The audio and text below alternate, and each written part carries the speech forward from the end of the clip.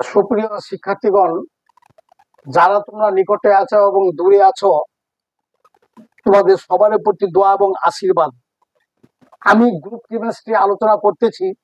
এই group chemistry আলোচনা করতে গিয়ে এর আগে আমি ডি ব্লক মৌলের 3 থেকে 12 এবং এস ব্লকের 1 এবং 2 গ্রুপগুলো আলোচনা করেছি। আজকে আলোচনা করব 13 নাম্বার গ্রুপ নাম্বার 13।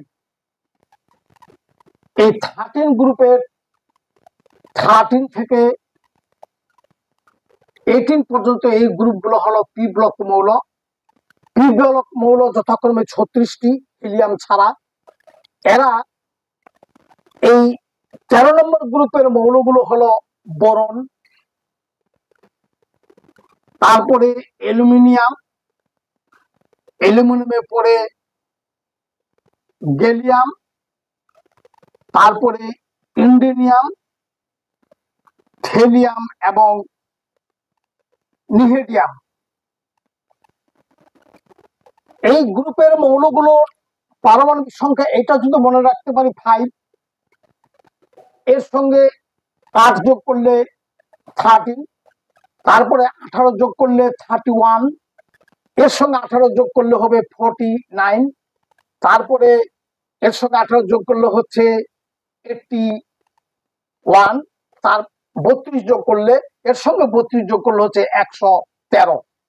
এই হলো তাদের পারমাণবিক সংখ্যা। যেহেতু 13 নম্বর গ্রুপ, এদের বহিস্থ কক্ষপথে ইলেকট্রন আছে 3টা, অর্থাৎ পি ব্লক মৌলগুলোর ইলেকট্রন বিন্যাসের সূত্রটা হলো ns2 np1 to 6।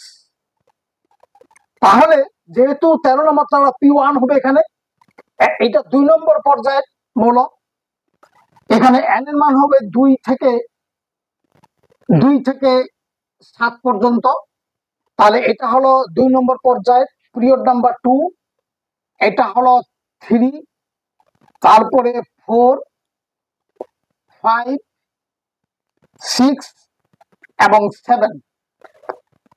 n এর মান যখন 2, তাহলে এটা হচ্ছে 2s2 2p1। n এর মান 3 3s2 3p1।